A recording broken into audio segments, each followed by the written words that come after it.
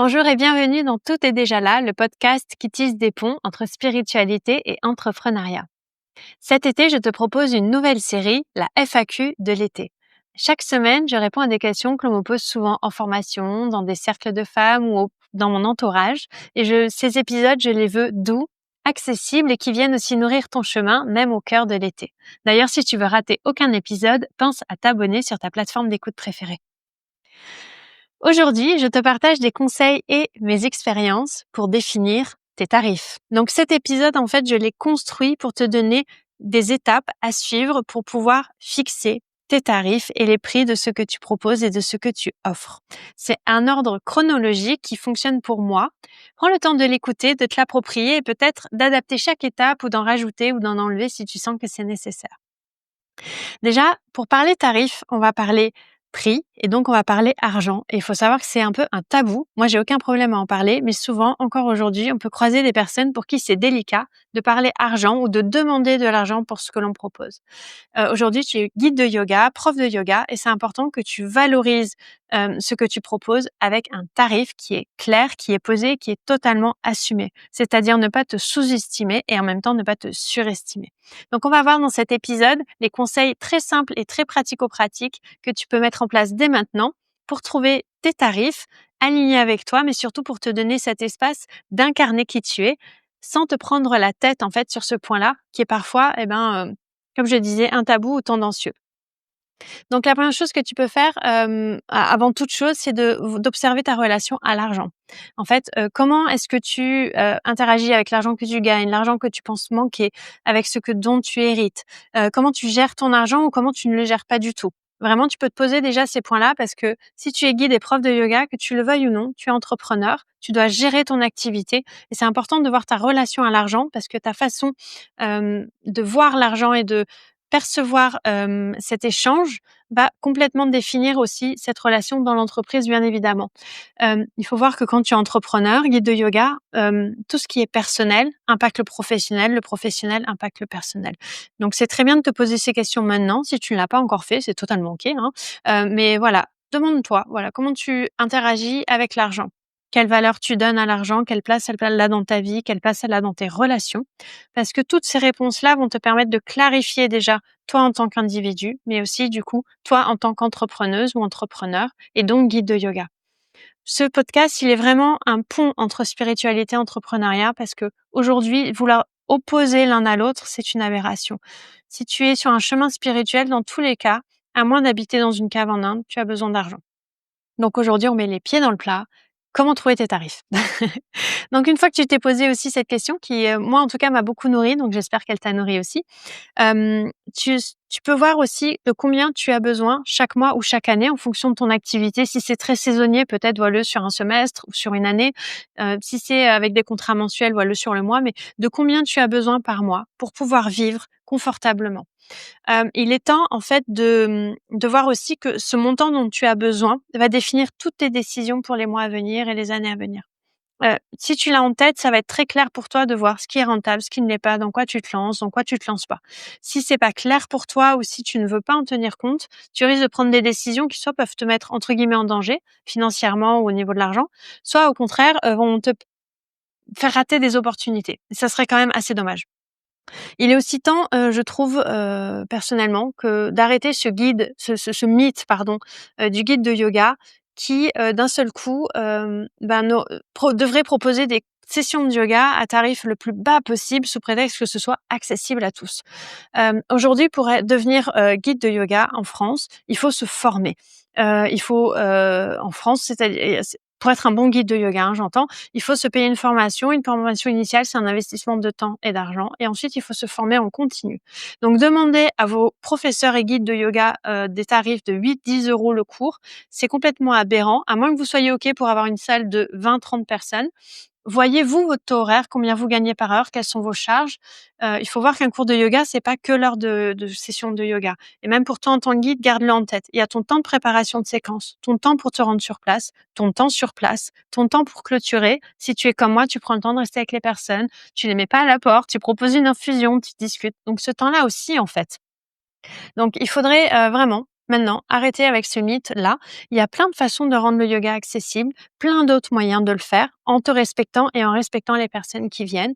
Mais c'est pas en proposant un tarif bas sur tout ce que tu offres au monde que tu vas proclamer un yoga accessible et que tu vas pouvoir vivre une vie qui soit confortable au regard de ma question précédente, de combien est-ce que tu as besoin par mois ou par trimestre pour vivre dans la joie et dans la légèreté. Parce que si tu es dans la joie et la légèreté, ta transmission le sera aussi.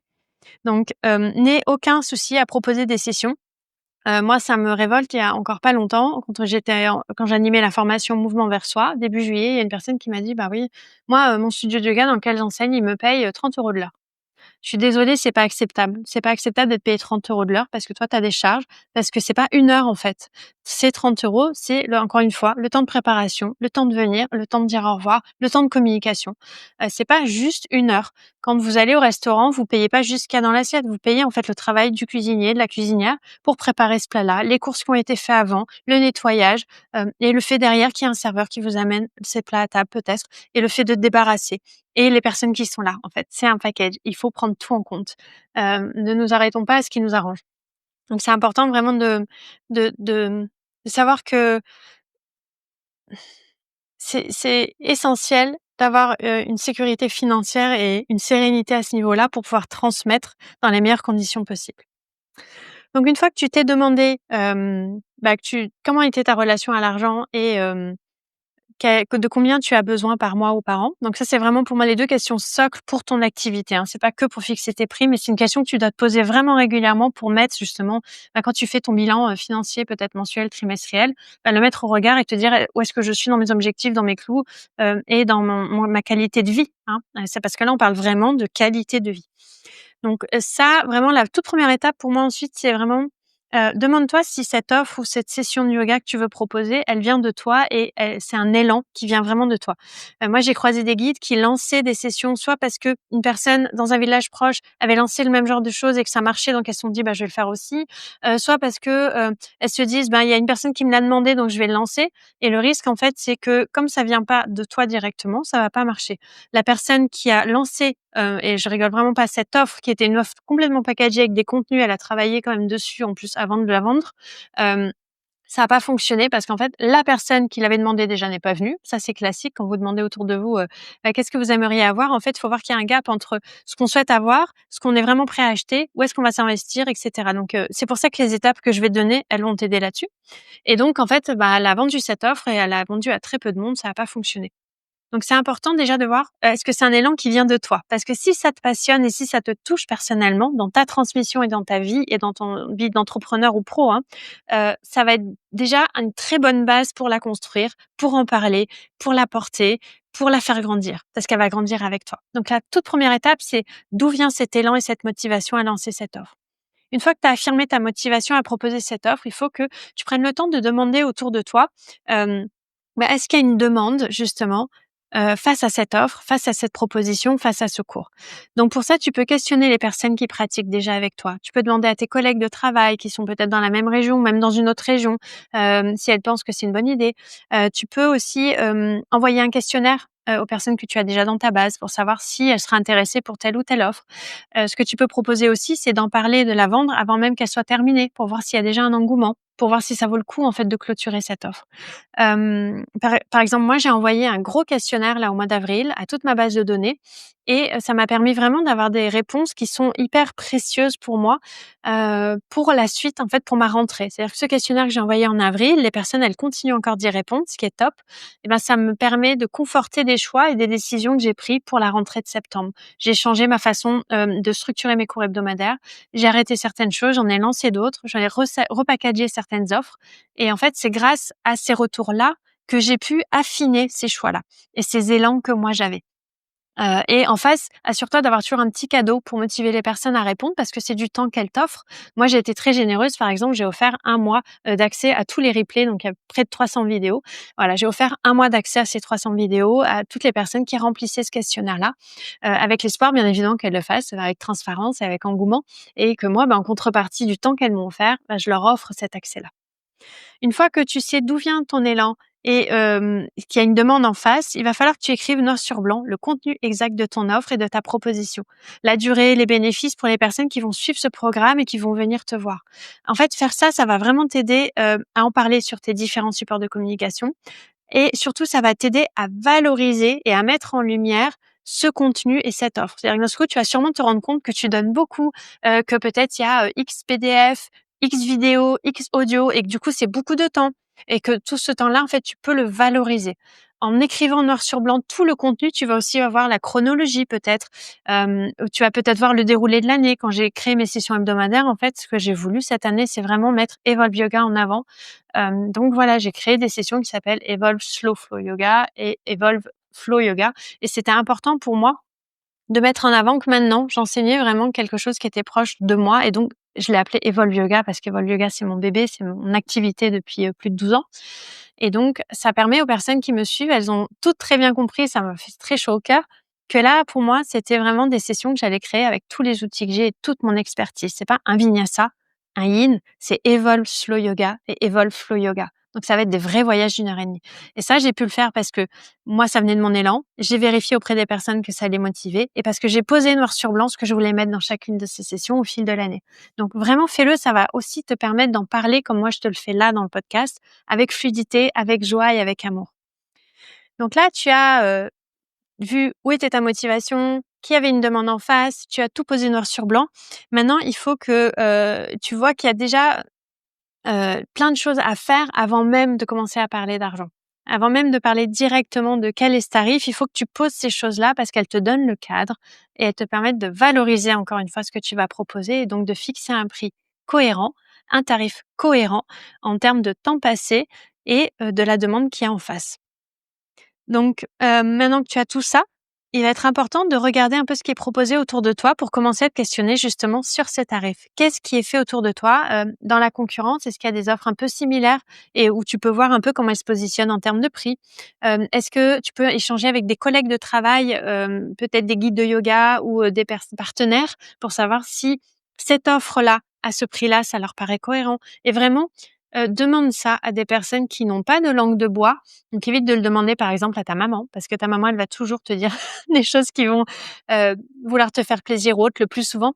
Va voir des personnes qui ont pas de langue de bois, qui ont pas de biais subjectif et qui vont vraiment te donner un avis neutre. Et c'est pour ça que les accompagnements et les mentorings que je propose sont hyper clés parce que moi, j'ai un regard totalement extérieur et lorsque les personnes viennent avec cette problématique, et c'est quasiment à chaque fois le cas, je peux leur dire honnêtement ça me paraît honnête comme prix, ça me paraît peut-être trop cher, ça arrive une fois, ou pas assez cher, c'est le plus souvent. On se sous-estime le plus souvent, c'est que là, on a toujours peur de demander ce que l'on vaut.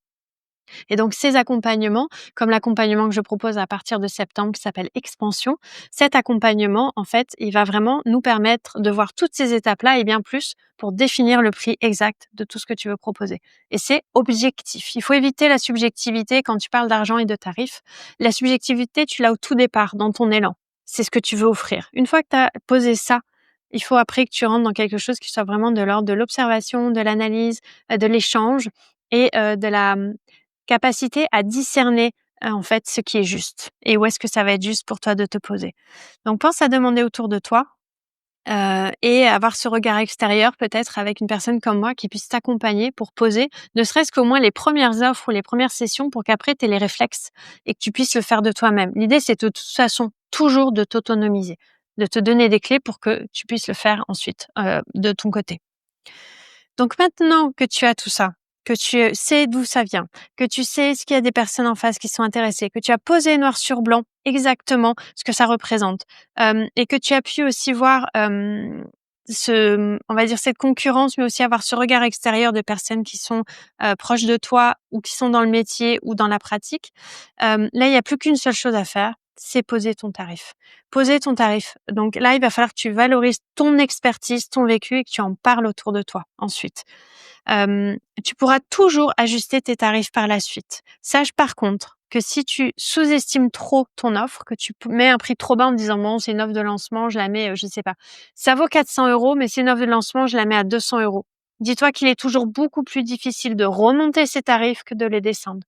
Une fois que tu as un tarif très bas, monter le tarif et la valeur perçue va être beaucoup plus difficile que de le redescendre. Donc c'est pour ça aussi que te sous-estimer n'est vraiment pas à ton service. La valeur perçue est toujours, heu, on va dire, au regard du tarif. Si tu descends ton prix, souvent on a l'impression que c'est OK, ça devient accessible. Si tu l'augmentes, parfois, c'est là que les questions se posent. Donc vaut mieux que tu partes sur un tarif qui est vraiment raisonnable et raisonné, quitte à dire: «Je fais une offre de lancement, mais avec une remise ou une offre, qui soit vraiment, cohérente». Donc tu peux par exemple proposer: «Bah, pour le lancement de telle offre, je vous offre en plus pour toutes les personnes qui viennent, sur les 2 premières semaines, je vous offre tel package également» ou «Je vous offre un accès au replay», comme moi j'ai pu le faire. Mais vraiment, essaye de pas partir avec un tarif trop bas. Remonter, ça va être beaucoup plus difficile. Donc ne te sous-estime pas et c'est pour ça aussi, encore une fois, que demander l'avis à un mentor ou à un guide, sur ces points-là, va vraiment te permettre d'être en objectivité et donc de poser le bon prix dès le départ ou en tout cas d'être proche du bon prix dès le départ. N'hésite pas à proposer un tarif de lancement si tu veux le faire, mais avec des personnes sélectionnées. Parce que comme ça peut être, moi je sais par exemple, j'aime beaucoup proposer des offres de lancement aux personnes qui me suivent depuis longtemps. Parce que déjà, j'aime leur faire des cadeaux parce qu'elles me suivent depuis longtemps. Donc j'ai toujours envie de leur proposer des tarifs, de leur proposer le petit truc en plus parce que ça me touche qu'elles soient encore là, ça me touche qu'on échange, de les voir grandir avec moi. Mais aussi parce que c'est des personnes qui ont vu ta progression dans ta transmission et ton enseignement et donc qui vont avoir un retour assez objectif sur: «Oui, j'ai trouvé ça hyper cohérent, hyper intéressant. Tiens, je rajusterai ça, rajouterai telle option» et pense toujours à mettre un questionnaire en cours de programme ou en fin de programme pour avoir le retour, notamment sur le prix, mais aussi sur tout le reste, le contenu, la durée, la séquençage. Il y a des choses que je vais te déconseiller de faire pour fixer tes tarifs. Ça va être de proposer, par exemple, un cours d'essai gratuit ou une offre gratuite. Le gratuit n'est au service de personne et il faut que tu saches que les personnes qui viennent sur des offres ou des sessions gratuites ne sont pas celles qui vont t'acheter quelque chose derrière. Moi, je l'ai refait l'année dernière pour les portes ouvertes. La plupart des personnes sont venues et se sont inscrites. Ça, c'était chouette. Mais dans l'eau, il y avait 2-3 personnes qui sont venues pour voir parce que c'était gratuit. Et du coup, moi, je leur ai donné bien évidemment la même qualité de transmission et d'enseignement. Après, je sais qu'il y a des personnes qui vont dire: «Oui, mais tu vois, sur le bouche à oreille, ça a sûrement». C'est pas la question, en fait. Quand tu vas au restaurant, encore une fois, j'aime bien cet exemple-là, mais même quand tu vas au cinéma, même si c'est pour tester, tu payes le prix normal et tu testes et après tu choisis de revenir ou pas. Tu vas pas dire: «C'est la première fois que je viens, dans votre restaurant ou chez tel coiffeur, donc je paye pas et si c'est bien, je reviendrai». Non, mets un prix. Par contre, ce que tu peux faire, c'est proposer un tarif d'essai. Moi, j'ai un tarif qui est un peu moins cher, pardon, le lapsus, un peu moins cher pour les cours d'essai. Ce qui permet de le rendre quand même accessible, d'avoir un geste si jamais la personne, bah, elle revient pas. Mais, je vais pas faire du gratuit. Le gratuit n'est vraiment pas à ton service. C'est vraiment, et là, je te renvoie à l'épisode que j'ai fait avec Alexandra, où on te parle justement des contenus gratuits et des choses gratuites. C'est des choses qui doivent être faites avec réflexion et cohérence, mais les cours gratuits non, ne sont pas à ton service, ça, c'est certain. Après, si tu veux, teste-le et tu verras de toi-même, tu pourras te faire ton opinion, mais c'est important. Je te déconseille aussi de lancer, un cours ou une offre sans t'assurer avant qu'il y ait une demande. Donc n'hésite pas à tâter le terrain, à observer comment ça se passe dans ta région, dans les alentours. C'est hyper important aussi de faire ça parce que, il y a rien de pire que de passer du temps à produire des contenus qui font flop. Et encore une fois, une des méthodes qui peut fonctionner, si c'est une offre en ligne par exemple, c'est de proposer aux personnes de packager l'offre, de la vendre, mais de produire et d'enregistrer tes contenus que quand il y a un certain nombre de personnes ou au bout d'un certain temps. C'est-à-dire de leur dire: «Voilà, on est en février, au mois d'avril, je lance cette offre, vous pouvez souscrire dès maintenant, voilà les contenus qu'il va y avoir». Ça te permet toi d'être payé pendant que tu produis en fait, au lieu de produire à blanc. Donc c'est aussi des astuces qu'on met en place dans les accompagnements sur mesure. Et ça rejoint, cette idée-là aussi, je te déconseille d'attendre que tout soit prêt pour te lancer. Parce qu'en fait, c'est souvent pendant l'expérience que tu vas avoir beaucoup de clés et de réponses à tes questions. C'est en faisant, en fait, que tu vas grandir et que ton offre, elle va vraiment naître. Donc quand tu, emménages quelque part, par exemple, je sais que quand j'ai déménagé, mais quand j'emménage dans un nouveau lieu, quand j'ai ouvert le chalat, ce que j'ai d'abord fait, c'est que j'ai vécu dans les pièces, j'ai vécu dans la maison avant d'acheter des nouveaux meubles ou de choisir la peinture des murs. Parce qu'en fait, en vivant dans l'espace, en vivant dans le lieu, on est dans l'énergie, et on va voir les choses légèrement différemment et tu verras que les meubles que tu aurais achetés avant d'emménager sont différents de ceux que tu achètes une fois que tu as vécu un peu sur place et que tu as pris le temps peut-être, oui, pendant 2-3 semaines, de manger, sur ta table de salon, de pas avoir de table de cuisine ou, d'avoir les vieilles chaises de ta maman ou je sais pas, ou de pas avoir de chaise du tout et des coussins au sol. Mais du coup, tu as peut-être choisi des chaises qui étaient complètement avec ton énergie du lieu et comment tu vis dans ce lieu, plutôt que des chaises que tu as projetées et qui du coup, au bout d'un moment, ne correspondent pas. Heu, Ça, c'est des choses que je vois beaucoup dans les personnes qui déménagent. Vis dans le lieu avant, tu vas voir, ça va tout changer, c'est complètement aligné. Et enfin, ne reste pas seul. Prends le temps d'échanger, de te faire accompagner. Tu vas gagner du temps, tu vas gagner en expertise et tu vas vraiment, avoir des compétences qui sont à ton service. Voilà, donc en conclusion, pose-toi les questions de savoir de combien tu as besoin, quelle est ta relation à l'argent? Ça, c'est le socle pour tout. Et ensuite, pourquoi tu proposes et tu lances cette offre? Est-ce qu'elle a du potentiel en face? Et qu'est-ce que tu proposes vraiment et à quel tarif?